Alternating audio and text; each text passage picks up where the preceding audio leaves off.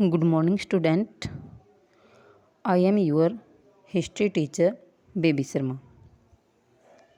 Lesson कर रहे हैं हम एन एम्पायर अक्रॉस 3 कंटिनेंट यानी कि रोमन साम्राज्य के बारे में। तो सोशल हायरार्कीज यानी कि सामाजिक श्रेणियाँ, आज इनके बारे में रीड करेंगे हम कि सामाजिक श्रेणियाँ रोमन साम्राज्य में किस तरह से थी।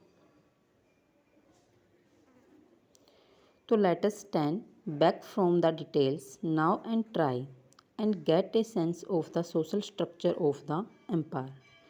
कि आइए अब हम और अधिक ब्यौरे न देकर साम्राज्य की सामाजिक संरचनाओं की जानकारी प्राप्त करने का प्रयत्न करते हैं कि वहाँ साम्राज्य में किस तरह की सामाजिक संरचनाएं थी, सोशल स्ट्रक्चर कैसा था उनका। टैसिटस, ये जो टैसिटस है एक राजा है, described the leading social groups of the early empire as follow।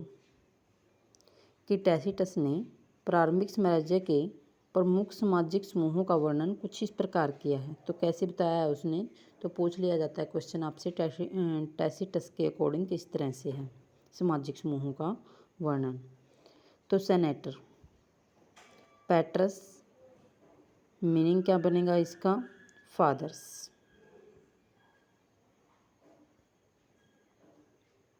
Leading members of the equestrian class, the respectable section of the people, those attach to the great houses, the unkempt lower class peoples, plebs sordida, plebs सोर्डिडा,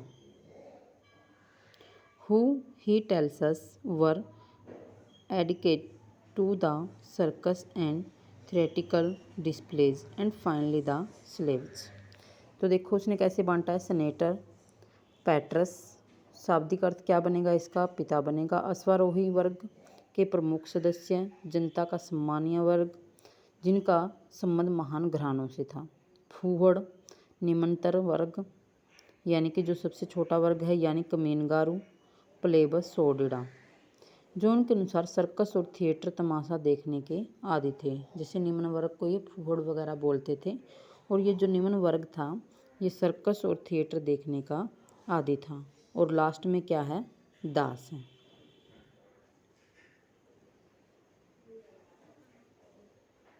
in the early 3rd century when the Senate numbered roughly 1000, approximately half of the senator still came from Italian families। कि तीसरी शताब्दी के प्रारंभिक वर्षों में senate की सदस्य संख्या, जो सेनेट थे उन सदस्यों की संख्या 1000 थी और कुल सेनेटरों में लगभग आधे सेनेटर अभी भी इतालवी परिवारों के थे। ठीक है, तो टैसिटस ने कौन से सामाजिक समूह में बांटा है, एक सेनेटर हो गया, एक अश्वारोही हो गया, फूहड़ यानी कि निम्नतर कमीनगारू लोग हो गए और चौथे नंबर पर दास हो गए। और सेनेट की संख्या 1000 थी और उन सेनेटरों में से कुल आधे में से इटालवी फैमिली से बिलोंग करते थे। By the late empire which starts with the reign of Constantine in Constantine, ये भी एक राजा Constantine first, in the early part of the 4th century the first 2 groups mention by Tacitus, the senator and the equities had merged into a unified and expanded aristocracy क्या होता है, अभिजात वर्ग। यानी कि साम्राज्य के प्रवर्ती काल में जो 4th शताब्दी के प्रारंभिक भाग में है, कॉन्स्टेंटाइन प्रथम जो एक राजा था के शासनकाल से आरंभ हुआ। टैसिटस द्वारा जो टैसिटस ने जो समूह बताए थे, समूहों का वर्णन किया है पहले, तो पहले 2 समूह सेनेटर और नाइट या फिर अश्वारोही, एक सेनेटर था और एक अश्वारोही, पहले इसने 2 ही बताए थे। तो ये 2 एकीकृत होकर एक विस्तृत अभिजात वर्ग बन चुके थे। यानी कि इन दोनों को मिलाकर हम इनको आर्टिस्ट्रेसी यानी कि अभिजात वर्ग बोल सकते हैं। And at least half of all families were African और ईस्टर्न origin। और इनके कुल परिवारों में से कम आधे परिवार अफ्रीकी अथवा पूर्वी मूल के थे। This late Roman aristocracy was enormously wealthy, but in many ways less powerful than the purely military elites who came almost entirely from non-aristocracy backgrounds।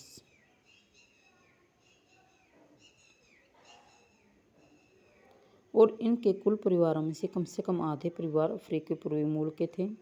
परवर्ती रोमन अभिजात वर्ग अत्यधिक धनवान था तथा कई तरीकों से यह सैनिक सम्भ्रांत वर्ग से कम शक्तिशाली था। यानी कि अभिजात वर्ग धनवान तो काफ़ी था, लेकिन कुछ एक ऐसे तरीके थे जिसमें सैनिक थे, जो सैनिक सम्राट, उनसे ये कम शक्तिशाली थे, जिनकी पृष्ठभूमि अधिकतर अभिजातीय वर्ग की नहीं थी।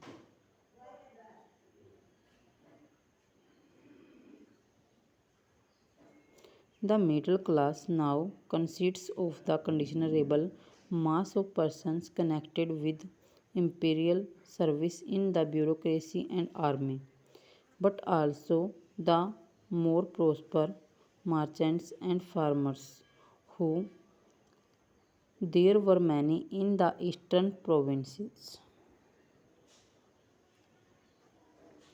कि मध्यम वर्गों में अब नौकरशाही और सेना की सेवा से जुड़े आम लोग शामिल थे, किंतु इसमें अपेक्षाकृत अधिक सौदागर और किसान भी शामिल थे, जिनमें से बहुत से लोग पूर्वी प्रांतों के निवासी थे।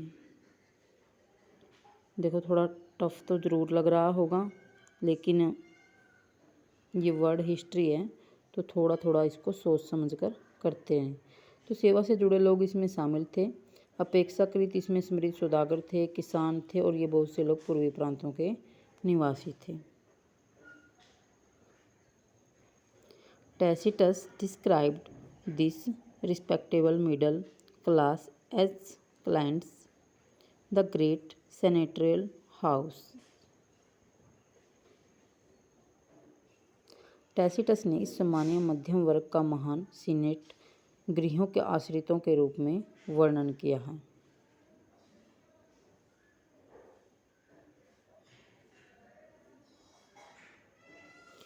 Now it was chiefly government service and depends on the state that sustained many of these families।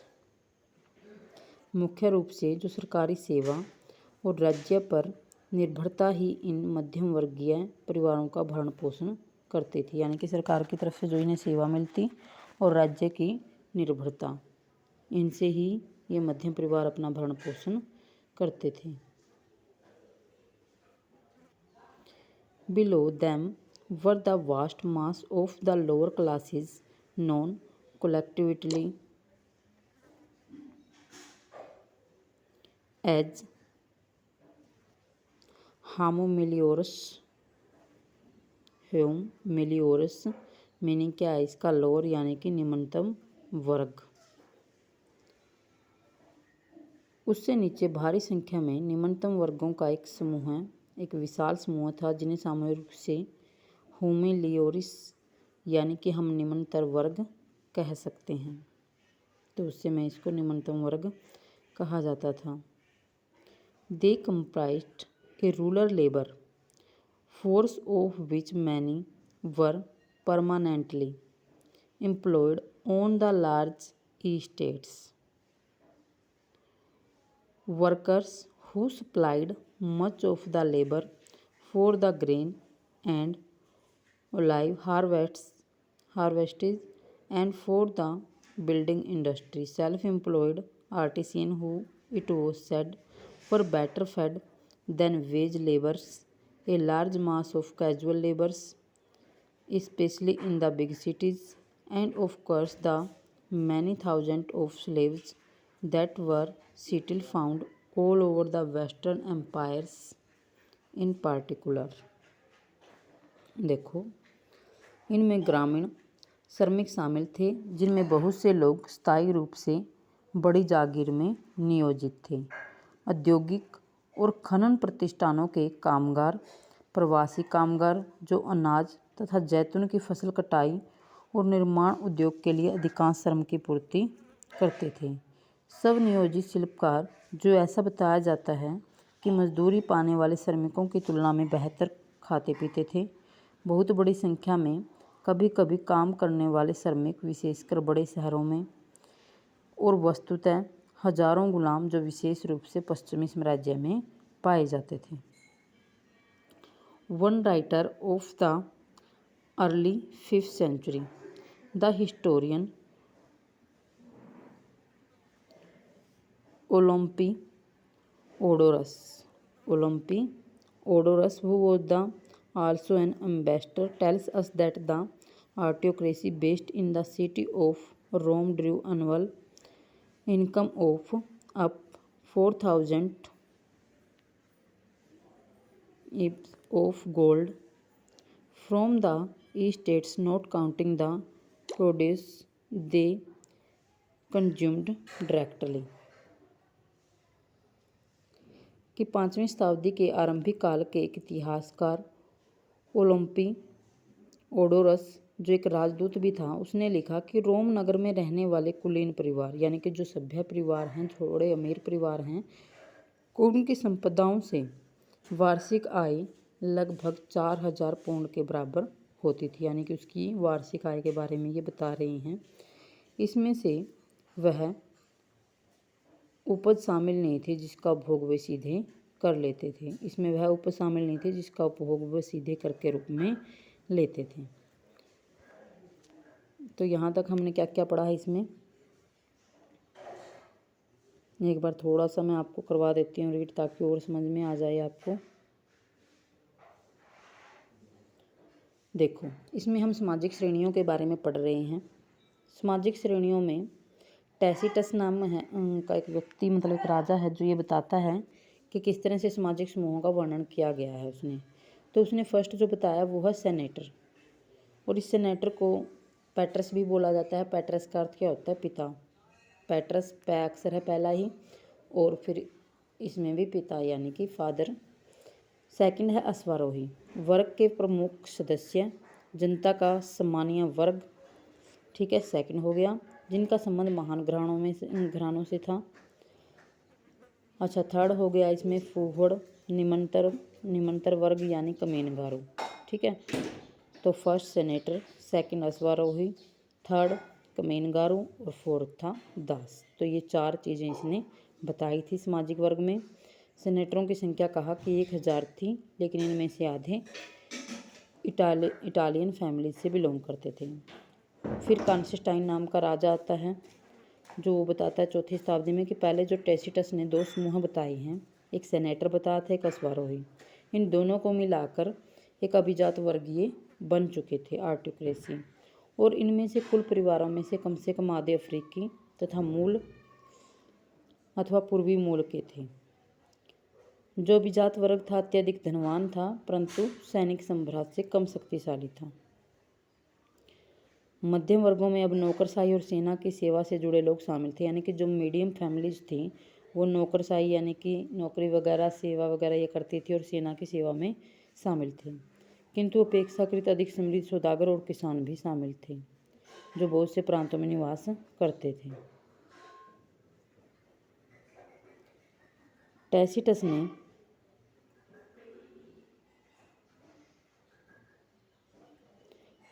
ने इन सामान्य मध्यम वर्ग का महान सीनेट गृहों के आश्रितों के रूप में वर्णन किया है। मुख्य रूप से जो ये मध्यम परिवार के लोग थे, ये सरकारी सेवाओं, राज्य की निर्भरता पर ही अपना भरण पोषण करते थे, और उससे नीचे भारी संख्या में निम्नतम वर्गों का एक समूह होता था, जिन्हें सामूहिक रूप से हम होमो मेलियोरिस यानी कि निम्नतम वर्ग कहते थे। इनमें ग्रामीण श्रमिक शामिल थे, जिन्हें बहुत से लोग स्थायी रूप से बड़ी जागीर में नियोजित थे। औद्योगिक खनन प्रतिष्ठानों के कामगार थे, प्रवासी कामगार जो अनाज, जैतून की फसल, कटाई, निर्माण मतलब अलग अलग तरह से लोग अलग अलग कामों में लगे हुए थे। मजदूरी पाने वाले श्रमिकों की तुलना में बेहतर खाते पीते थे। बहुत बड़ी संख्या में कभी कभी काम करने वाले श्रमिक विशेषकर बड़े शहरों में हजारों गुलामों के रूप में विशेष में पश्चिमी साम्राज्य में पाए गए हैं। फिर एक इतिहासकार है ओलिम्पोडोरस, जो एक राजदूत भी था। वो कहता है कि रोम नगर में रहने वाले कुलीन परिवारों को उनकी संपदाओं से वार्षिक जो आय थी वो 4000 पौंड के बराबर होती थी, और इसमें उपज नहीं थी जिसका उपभोग वो सीधे कर लेते थे। तो इसलिए इसको याद करें। जितना मैंने आपको रीड करवाया है वहाँ तक अच्छे से इसको लर्न करें। वर्ड हिस्ट्री है, थोड़े थोड़े अक्सर टफ लगेंगे, कुछ समझ में भी नहीं आएगा, लेकिन बार बार पढ़ोगे, रीड करोगे तो समझ में आ जाएगा, लर्न होना भी शुरू हो जाएगा। तो इसको बिल्कुल अच्छे से रीड करें।